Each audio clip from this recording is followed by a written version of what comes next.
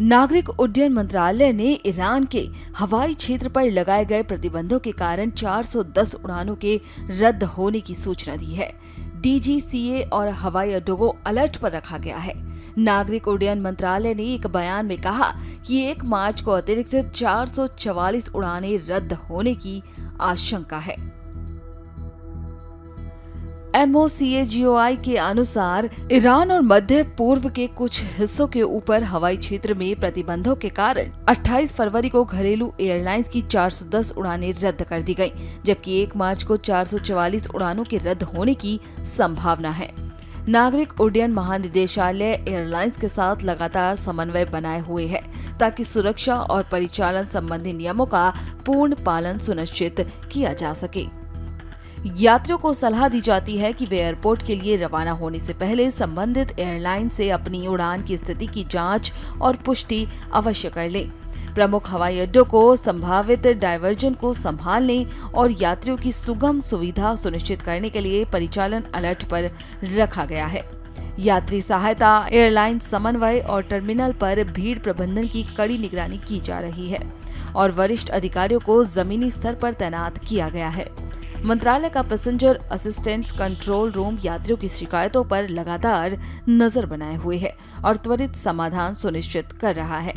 28 फरवरी को एयर सेवा पर 216 शिकायतें दर्ज की गईं, जिनमें से 105 का उसी अवधि में समाधान कर प्रभावित यात्रियों को आवश्यक सहायता प्रदान की गई। सभी संबंधित पक्ष आपसी समन्वय के साथ प्रभावित यात्रियों के सुव्यवस्थित प्रबंधन और समय पर सहायता सुनिश्चित करने के लिए कार्य कर रहे हैं।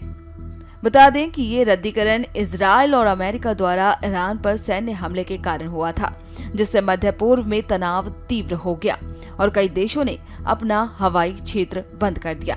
इन हमलों के बाद ईरान ने जवाब में मिसाइल दागी, जिससे सुरक्षा चिंताएं बढ़ी और एयरलाइंस ने कई उड़ानों को रद्द या रूट बदलने का निर्णय लिया। इस दौरान यात्रियों ने क्या कुछ कहा, सुनिए। Italy via Dubai. The flight has been cancelled and they have no information of when the aerospace will be opened. Sorry? Sorry? Yes. Because the flight has been cancelled and they are not giving us to rebook. They are not giving us any options as of now. So we wait for the rebooking, but we don't know when, or we book at our own expense. I have 3 tickets to rebook. It's not easy. I want to ask the Emirates if they can help us with some rebooking on some other flight, or at least reimburse us the money right away, because I can understand it's not a problem of the company, the airlines, but it's not even our fault that we are stranded over here. We have to go back to work. Due to the war. Yes. Dubai Aerospace, they told us is closed and they have said no, do not allow any flights to come in. To Dubai. Yes.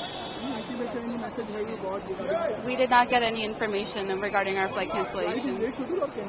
It's cancelled. Any message have you got? No, we have not gotten any messages. Since how long are you standing here and waiting for the update? We've been here for almost an hour now, and we found out. Where are you heading to? US. Via Dubai. Via Bahrain. Via Bahrain. Sir कहाँ जा रहे हैं आप? क्या flight? वैसे US जा रहे हैं, न्यूयॉर्क। 9:30 का फ्लाइट था वाया बहरीन। तो क्या कैंसिल हो गया आपकी? कैंसिल हो गई। फिर अपडेट मिला?